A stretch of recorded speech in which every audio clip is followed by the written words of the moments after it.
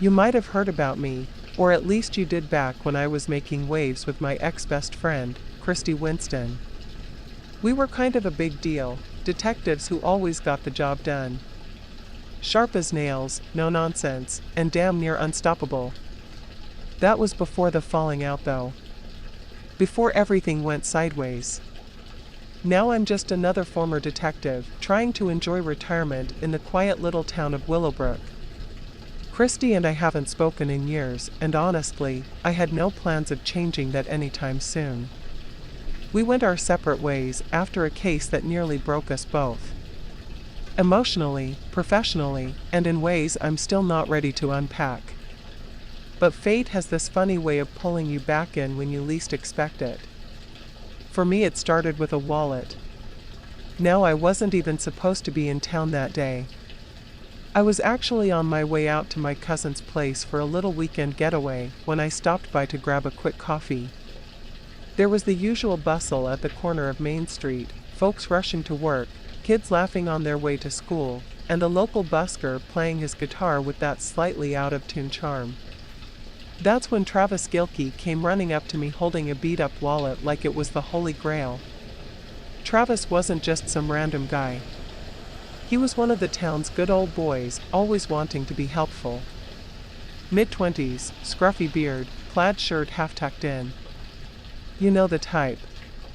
He was the kind of guy who'd stop to help you change a flat tire, then hang around afterward to make sure you didn't need anything else. "Ramisha," he shouted as he jogged up. "I found this on the sidewalk over by the cafe. Thought you might know what to do with it." I took the wallet from him and turned it over in my hands. It was leather scuffed up with deep scratches, and the kind of where you'd expect from years of being shoved into back pockets. It wasn't just any old wallet though. This one had a history. You could tell from the faded imprint of where a badge used to be tucked behind the ID window. This wasn't just a personal item. This was a lifeline, a piece of someone's life that had fallen through the cracks. Opening it up, I found an ID card. The name on it was Marcus Shelton. Didn't ring a bell at first, but then I caught a glimpse of the picture. It was an old driver's license, probably from a good 10 years ago. Marcus had a face that looked like it had seen some trouble, a hard jaw, tired eyes, and a faint scar just under his left eyebrow. The kind of guy you wouldn't necessarily notice, but if you did, you'd think twice before crossing him.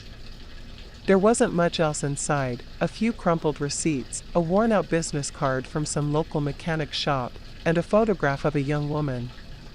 The photo was creased down the middle, like it had been handled a lot, maybe even cherished. The woman had long dark hair and a half-smile that made her look a little sad, or maybe just distant. The back of the photo was blank. No name, no date, no message. Just a silent mystery. "What do you think, Ramisha?" Travis asked, his voice breaking my concentration. "Should we try to return it?" I nodded, more out of habit than anything. "Yeah, I'll take it from here, Travis." "Good find." He gave me a quick smile and a nod before heading off, probably back to wherever he'd been going in the first place. Me? I was already mentally dusting off those old investigative skills, even though I knew I shouldn't be. This wasn't my job anymore. Hell, I'd left all that behind the day Christy and I stopped talking. But there was something about the whole situation that didn't sit right with me. A nagging feeling, like that itch you just can't reach. I decided to swing by the local PD, just to see if they had any info on Marcus Shelton. Figured it couldn't hurt to ask, and who knows, maybe they'd even take the wallet off my hands, and I could get back to my weekend plans. When I got to the station, it was business as usual. Phone lines ringing, officers shuffling papers, and the faint smell of stale coffee hanging in the air. I went up to the front desk and flashed my most charming smile at Officer Wilkins, who'd been around since my detective days. "Ramisha," he greeted, raising a bushy eyebrow. "You look like you're up to no good." "Just trying to do my civic duty," I replied, sliding the wallet across the desk. Any chance you've got a Marcus Shelton on your radar? Wilkins took a glance at the ID, his eyes narrowing as he read the name. Shelton, huh? Can't say I know him personally, but give me a sec. I'll check the system. He tapped away at the keyboard while I waited, feeling that familiar thrill in my gut. It had been years since I'd last gotten involved in a case, and I wasn't sure if this was adrenaline or just plain old curiosity getting the best of me. Either way, I wasn't prepared for what Wilkins said next. Huh. Looks like Shelton was reported missing, he said, glancing back at me. About a month ago. His wife filed the report, but there hasn't been any follow-up. No sightings, no activity on his credit cards, nothing. My heart sank a little at that. A missing persons case that had gone cold? In a town as small as Willowbrook, that wasn't something you heard every day. I leaned in a bit closer, lowering my voice. What else you got on him? Anything worth digging into? Wilkins hesitated, then shrugged. You know I can't share that stuff, Ramisha. You're not on the force anymore. He was right, of course. I wasn't a detective, and I had no business poking around in police files. But that didn't mean I was about to walk away either. Not when the feeling in my gut was screaming at me to find out more. I took the wallet back, my mind racing as I left the station. Missing for a month with no leads? That wasn't just odd. It was damn near impossible in a small town like Willowbrook. Everybody knew everybody's business here, and when someone went missing, it didn't take long for the gossip to make its rounds. But Marcus Shelton's name hadn't even made a whisper. Something wasn't right. So I did what any retired detective with a stubborn streak and nothing to lose would do. I went digging. I started with that business card I'd found in the wallet. It was for a place called Johnson's Auto Shop, a little joint tucked away on the outskirts of town. I remembered it mostly for being the kind of place where folks went if they didn't want too many questions asked about what they needed fixing. I figured if Marcus had any kind of story, the folks there might know a piece of it. When I walked into Johnson's, the familiar smell of grease and gasoline hit me like a punch to the gut. A few cars were up on lifts, and a radio played classic rock somewhere in the background. A burly guy in a stained coverall leaned out from under a hood and eyed me curiously. Help you with something? He asked, wiping his hands on a rag that had definitely seen better days. Maybe. I'm looking for some information on a guy named Marcus Shelton, I said, pulling the ID out and showing him. You recognize him? The guy squinted at the photo for a second before nodding. Yeah, I know Marcus. Used to come around here pretty regular. Had this old Ford that was always breaking down. But I ain't seen him in a while. He paused, glancing around like he didn't want anyone else to hear. He owes me money too. My ears perked up at that. Owes you money for what? The guy shrugged, but there was a nervousness in his eyes. Just some repairs. He'd been falling behind on payments. Told me he'd settle up soon, but then he stopped coming by. Any idea where he might have been hanging out? Anyone he was close with? I pressed, hoping to get something. Anything. That could lead me somewhere. The mechanic hesitated for a moment before sighing. Look, if you didn't hear it from me, then maybe he was spending some time down at the Rusty Nail. You know the place? I knew it all right. The Rusty Nail was one of those bars that existed just on the edge of respectability. It wasn't exactly a dive, but it had its share of regulars who didn't mind letting the place slide downhill now and then.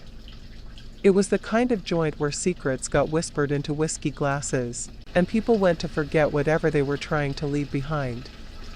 Appreciate the help, I said, slipping the ID back into the wallet and heading out. The Rusty Nail was only a 10-minute drive from Johnson's, but as I pulled up, I felt that familiar buzz again. It wasn't quite excitement, but it wasn't fear either.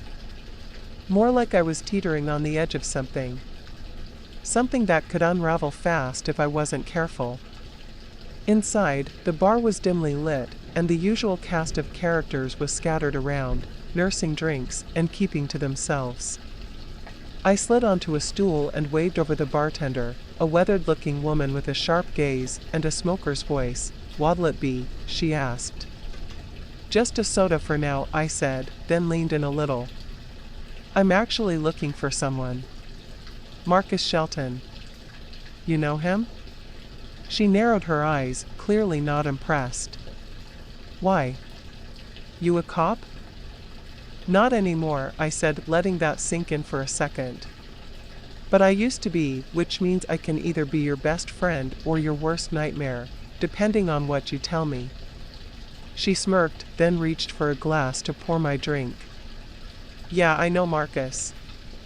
He used to come in here a bit. Seemed like a decent enough guy, but he kept to himself mostly. Then about a month ago he stopped showing up. Any idea why?" I asked, already bracing myself for the answer. She shrugged, wiping down the bar. "Word is, he'd been in over his head with some people. The kind of people you don't want to owe favors to, if you catch my drift." I caught it all right. That gut feeling of mine was starting to make a lot more sense now. "Any names come up?"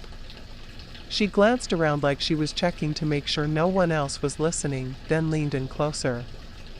"Look, I don't know much, but I did hear something about him dealing with a guy named Raymond Tuttle. Runs a bunch of real estate businesses around here, but everyone knows he's into some shady stuff on the side." Raymond Tuttle.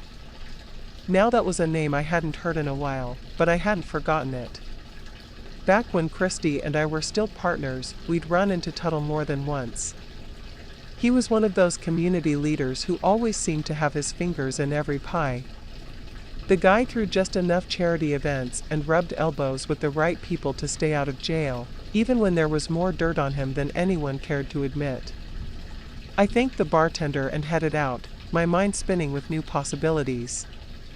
Tuttle wasn't the kind of guy you crossed unless you had a death wish, and if Marcus had been tangled up with him, then that could explain why he'd suddenly vanished. I knew I needed help, and as much as I hated to admit it, there was only one person I trusted to have my back on this. Christy Winston. The thought of reaching out to her made my stomach twist, but I also knew she'd never let an old case go cold, especially if there was even a hint of unfinished business. I pulled out my phone, hesitating for a second, before finally dialing her number. It rang 3 times before her familiar voice answered, cold and cautious. "Christy," she said. Not a question, just a statement, like she'd been expecting this call someday. "It's me," I replied. "We need to talk about Marcus Shelton." There was a pause on the other end, long enough for me to hear the unease in her breath. "Ramisha," she said slowly. "You know you're about to drag us both into a whole mess we might not get out of, right?" "I know," I said, a small grin tugging at the corner of my mouth. "But when have we ever turned down a good mess?" I heard her sigh, a mix of resignation and reluctant excitement. "Fine. Meet me at the old office in an hour. And Ramisha, bring that damn wallet." Click. With the phone still in my hand, I stared at it for a moment, knowing full well I was about to open Pandora's box. But what can I say? Old habits die hard, and when a mystery comes knocking, you don't just sit back and ignore it. I took a deep breath as I pulled up in front of the old office. Our old office. It was a modest brick front building on Main Street, sandwiched between a bakery and a pawn shop, the kind of place where you could pass by 100 times without noticing. But for Christy and me, it had been our second home. Even after we'd shut it down and parted ways, neither of us had gotten around to taking the sign off the window, "Winston and Ross Investigations." I guess some things are just too hard to let go of. Christy was already there when I arrived, leaning against the hood of her car, arms crossed, the same look on her face that used to give suspects nightmares. She hadn't changed much. Same sharp jawline, same piercing eyes that missed nothing,